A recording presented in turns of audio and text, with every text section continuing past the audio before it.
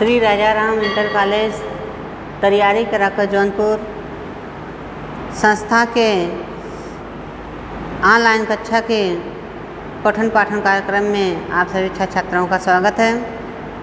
हम कक्षा 9 विषय सामाजिक विज्ञान पढ़ा रहे हैं। आज आप देखेंगे भारत का भौतिक स्वरूप में हमने पढ़ा रहे थे। हमने सिर्फ अभी उसमें बता दिया है कि भारत का भौतिक स्वरूप में क्या है। आपने देख लिया भारत के भौतिक स्वरूप को, या कहने का मतलब भारत को प्रमुख भू आकृतिक विभागों में विभाजित कीजिए संक्षेप में उनका, या प्राकृतिक विभागों में विभाजित कीजिए, या मतलब धरातल की दृष्टि से उनको विभाजित कीजिए। तो उसमें हमने इनको 5 भागों में बांट दिया, जिसमें कि हमने उत्तर का पर्वतीय प्रदेश पढ़ लिया। आज हमको पढ़ना है क्या? उत्तर का विशाल मैदान। क्या दूसरी हेडिंग पढ़ना है? उत्तर का विशाल मैदान। या आपको प्रश्न ये भी पूछ सकता है,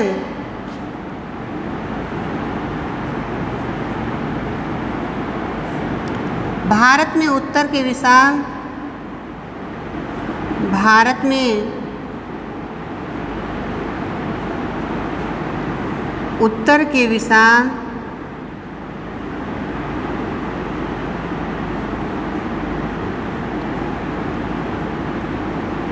विशाल मैदान की व्याख्या कीजिए। भारत में उत्तर के विशाल मैदान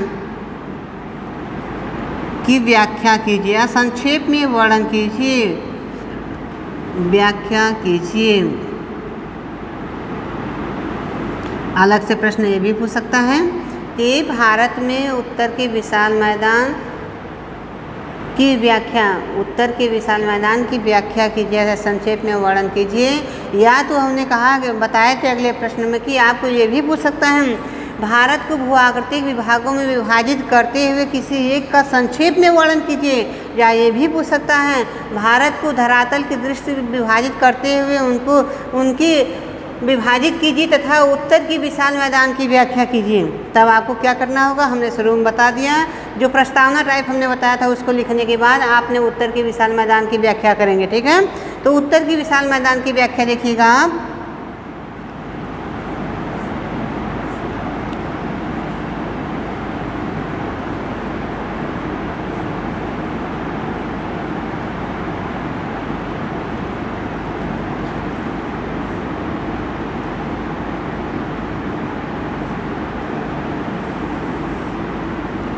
उत्तर का विशाल मैदान आप पहले यहाँ पर देख लीजिए, उसके बाद लिखते हैं कि उत्तर का विशाल मैदान है कहाँ। यहाँ पर देखिएगा, ये भारत के मानचित्र में उत्तर के विशाल मैदान को हम दिखा रहे हैं। यहाँ पे ये पर्वतीय प्रदेश हो गया, ये आपका पठारी, इसके बीच में हमने यहाँ पे आपको दिखाए हैं। यहाँ से भाग देखिएगा, पंजाब या हरियाणा से पकड़ते हुए उत्तर प्रदेश, मध्य प्रदेश के कुछ भागों में फिर ऐसे पकड़ते हुए यहाँ से देखिएगा चला आया यहाँ तक, झारखंड पश्चिम बंगाल पकड़ते हुए यहाँ तक देखिएगा। जो ये बीच वाला पार्ट आपको दिखाई दे रहा है, ठीक है, यहाँ से पंजाब से शुरू हुआ, कहने मतलब राजस्थान पंजाब से लेकर ऐसे पकड़ते हुए पतला से जो भाग हो गया यहाँ से यहाँ तक लेते हुए पश्चिम बंगाल तक, पश्चिम बंगाल से फिर आएंगे आगे की तरफ असम राज्यों में भी देखेंगे तो विशाल मैदान का विस्तार पाया जाता है। ठीक है, यह विशाल मैदान का विस्तार हुआ कैसे या कैसे यह बना, यहाँ पे आप देखेंगे। जैसे यहाँ पंजाब हरियाणा की बात है तो यहाँ पे सिंध, झेलम, चिनाब, रावी, सतलज, ब्यास इत्यादि नदियाँ जो है इस पर्वतों से जो मिट्टी उपजाऊ मिट्टी, कॉप मिट्टी काट कर लाती है, उससे यहाँ के क्षेत्र का विस्तार होता है।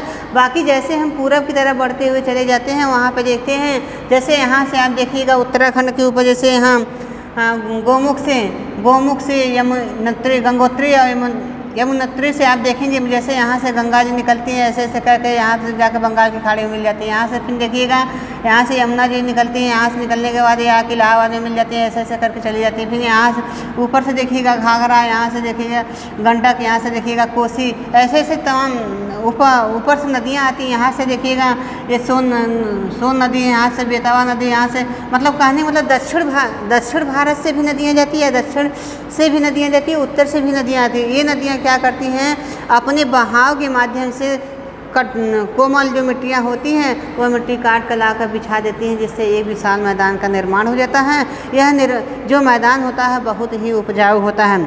इस मैदान का विस्तार कितना है? 7 लाख वर्ग किलोमीटर है। जो यहाँ से यहाँ तक ले है, इस मैदान का विस्तार कितना बेटा? 7 लाख वर्ग किलोमीटर है। तो इसमें आप देखेंगे इन मैदान को अब लिखने का जो टाइटल होता है, लिखने का कैसे लिखेंगे? इसमें लिखेंगे उत्तर के पर्वतीय भाग के नीचे, कहने मतलब दक्षिण की तरफ, और दक्षिण के पठारी भाग के ऊपर अर्थात उत्तर की तरफ। देख रहे हैं ना, पर्वतीय भाग के नीचे दक्षिण की तरफ, वो पठारी भाग के ऊपर उत्तर की तरफ जो बीच वाला भाग पाया जाता है, सकरा से बीच वाला भाग पाया जाता है, उसे हम विशाल मैदान कहकर पुकारते हैं। ठीक है, यह मैदान कितना? 7 लाख वर्ग किलोमीटर क्षेत्रफल में फैला हुआ है। जैसा कि हमने बताया, इस मैदान का जो है कि चौड़ाई कितना है? इस मैदान की चौड़ाई लगभग कितना है बेटा?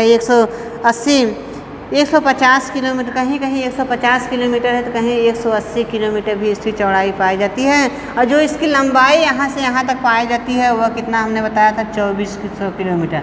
कितना?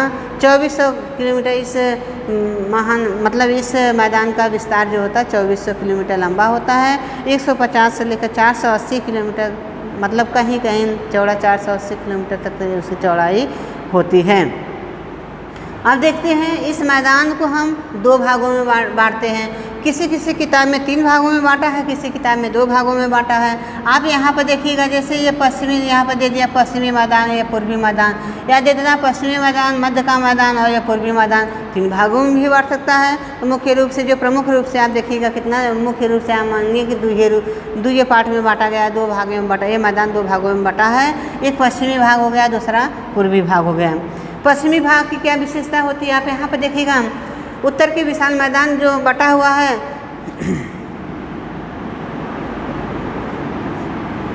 उत्तर के विशाल मैदान को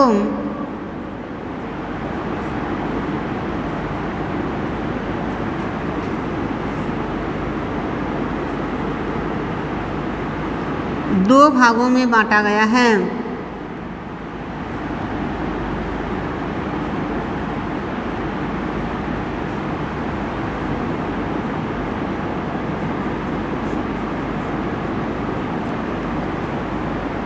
दो भागों में बांटा गया है। तो उसमें पहला क्या है?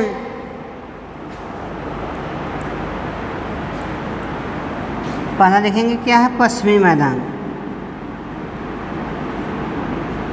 ये पश्चिमी मैदान हो गया।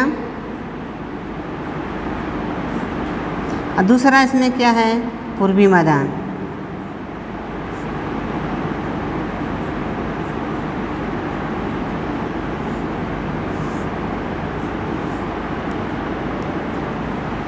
एक तरह से देखा जाता है, जो पश्चिमी मैदान होता है वो लगभग जो उपजाऊ मैदान होता है, कहने मतलब तराई, उसमें बताया जाता है तराई क्षेत्र का वह भूभाग जहाँ बाढ़ का पानी आने पर नई काप मिट्टी का जमाव नहीं हो पाता या बाढ़ का पानी नहीं पहुँच पाता है, उस क्षेत्र को हम क्या कहते हैं? भांगर कहते हैं। और तराई क्षेत्र का वह भूभाग जहाँ बाढ़ का पानी पहुँच जाता है और नई काप मिट्टी का जमाव होता है, उसे हम खादर मिट्टी कहते हैं। ठीक है, खादर और बांगर में ही अंतर होता है। तो जहाँ पर नई काप मिट्टी का जमाव होता है, यहाँ पर जैसे हमने कहा कि विश्व का जो सबसे बड़ा डेल्टा होता है, यहाँ पे आपने बंगाल की खाड़ी में ही देखेंगे जो विश्व का सबसे बड़ा डेल्टा होता है, जिसका नाम क्या है? सुंदरवन डेल्टा। क्या है? सुंदरवन डेल्टा। यह भारत का नहीं बल्कि विश्व का सबसे बड़ा डेल्टा है। क्या नाम है बेटा उसका? सुंदरवन डेल्टा। यहाँ पे इन्हीं नदियों द्वारा जो मिट्टी लाई जाती है, इनके निक्षेप के द्वारा जो भाग बनता है, उसे हम क्या कहते हैं? डेल्टा कहते हैं। और उस डेल्टा का नाम क्या है? सुंदरवन डेल्टा। जैसे आपने यहाँ पर देखिएगा, जैसे यहाँ से तिब्बत से निकलती हुई नदी आती है, ये जो ब्रह्मपुत्र संगपो जिसे बोलते हैं, यहाँ से आती है तो ब्रह्मपुत्र के नाम से जानी जाती है। ऐसे ऐसे करके असम से फिर बहा के बांग्लादेश में यहाँ पे मिल जाती है, गंगा जी से मिल जाती है। और ये भी एक विशाल क्षेत्र का निर्माण करती है, मैदान का निर्माण करती है, जिससे हम सुंदरवन डेल्टा के नाम से जाने जाते हैं। तो हम इसमें जानेंगे पश्चिमी मैदान। पश्चिमी मैदान के हमने पहले हेडिंग में यहाँ बताया। पश्चिमी मैदान क्या होता है? पश्चिमी मैदान में वर्षा भी कम होती है और यहाँ पे जो फसलें उगाई जाती हैं उनके लिए विशेषकर सिंचाई की सुविधा होनी चाहिए। हमें सिंचाई की सुविधा करनी चाहिए। क्यों? क्योंकि यहाँ पे जो जैसे आपने यहाँ पर देखेंगे जब बंगाल की खाड़ी से मानसून बनता है तो मानसून इस तरह से आगे बढ़ता हुआ चला जाता है और जैसे जैसे ये ऊपर की तरफ कालिंग मतलब इस तरफ बढ़ता हुआ चला जाता है वैसे वैसे वह शुष्क होता चला जाता है और इधर के क्षेत्रों में क्या वर्षा कम होती है। जब वहाँ के क्षेत्रों में वर्षा कम होती है तो वो हमें फसल उगाने के लिए उपयुक्त मात्रा में सिंचाई करना आवश्यक हो जाती है। तो उसमें बता रहा है यह क्षेत्र शुष्क जलवायु वाला आता है, यहाँ सिंचाई के कृत्रिम साधनों का उपयोग करना चाहिए, जो कि कृत्रिम साधन होते हैं उनका उपयोग करके हम फसलों की अच्छी उपज प्राप्त कर सकते हैं। और ये जो मैदान होता है यह ऊंचे नीचे टीलों से युक्त होता है। कैसा? यह ऊंचे नीचे टीलों से युक्त होता है और यहाँ पर देखा जाता है फसलें जो उगाई जाती हैं वो सिंचाई के साधन के ऊपर निर्भर करती हैं। लेकिन आप यहीं से देखेंगे जो पूर्वी मैदान होता है, पूर्वी मैदानों की विशेषता यह है कि यहाँ पे कुछ भाग ऐसे होते हैं जहाँ पे वर्षा अधिक होती है। जैसे आपने असम वाला भाग देखा, पश्चिम बंगाल, यहाँ बिहार के झारखंड पश्चिम बंगाल के क्षेत्र में देखेंगे वहाँ भी वर्षा होती है, खूब अच्छी वर्षा होती है। वहाँ पे सिंचाई के साधन की कम ही व्यवस्था होती है, तब भी वहाँ पे फसल को अच्छी तरह से प्राप्त किया जा सकता है। अर्थात कहने का मतलब जो मानसून बंगाल की खाड़ी से यहाँ बनता है वह जैसे ही भारत में प्रवेश करता है, भारत में प्रवेश करके वह अच्छी से अच्छी वर्षा कर देता है, जिससे कि वहाँ पे फसलों के अच्छा से अच्छा उत्पादन किया जा सकता है। तो इसमें दिया पूर्वी तटीय मैदान में विशाल मैदान के पूर्वी क्षेत्र में काप मिट्टी का विशाल मैदान है। ये किसका है? ये जो है काप मिट्टी। काप मिट्टी कैसी मिट्टी होती है? ऐसी मिट्टी जैसे आपने देखते हैं ऐसी मिट्टी जो कंकड़ और पत्थरों से युक्त हो, मतलब उसमें कंकड़ पत्थर की मात्रा न पाई जाती हो। अर्थात ऐसी मिट्टी जो बिल्कुल एकदम अच्छी मिट्टी होती है, उसमें कंकड़ पत्थर के टुकड़े न पाए जाती हो, ऐसी मिट्टी को हम क्या कहते हैं? काप की मिट्टी कहते हैं। और काप की मिट्टी से यह क्षेत्र पूरा का पूरा क्षेत्र बना होता है, जिसे हम डेल्टा के नाम से जानते हैं। और उस डेल्टा का नाम क्या है बेटा? सुंदरबन डेल्टा है। इस क्षेत्र का निर्माण गंगा यमुना और उनकी सहायक नदियों से, हमने बताया इस क्षेत्र का जो निर्माण होता है वो किससे होता है? यहाँ पर देखेंगे गोमुख से निकली है गंगोत्री, यहाँ गोमुख से निकली है गंगा जी, यहाँ से निकली यमुनोत्री से निकली है यमुना जी, आ गई इलाहाबाद में, दोनों लोग मिल जाती हैं। यहाँ से फिर आगे की तरफ बढ़ती हैं, जैसे जैसे आगे की तरफ बढ़ती हैं वैसे उत्तर भारत से नदियाँ, जैसे यहाँ पर आपने देखा घाघरा, यहाँ पर देखा गोमती, यहाँ पर देखेंगे गंडक, यहाँ पर देखेंगे कोसी, इत्यादि नदियाँ आकर गंगा जी में मिल जाती हैं। इधर से बेतवा सोन से इत्यादि नदियाँ ये भी आके दक्षिण भारत से जाके मिल जाती हैं। इससे वह जो है कि विशाल मैदान का निर्माण हो जाता है। अर्थात गंगा यमुना और उनकी सहायक नदियों के द्वारा लाई गई काप मिट्टी से इस मैदान का निर्माण होता है। यह मैदान बहुत ही उपजाऊ होता है।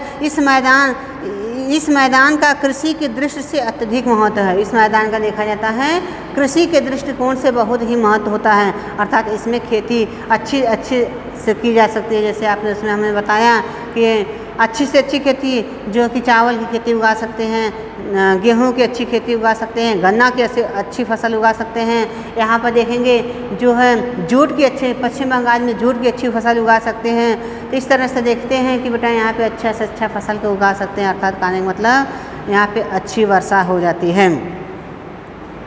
चिकनी मिट्टी के रूप में इस क्षेत्र में जूट और चावल उगाए जाते हैं। इस मैदान का विस्तार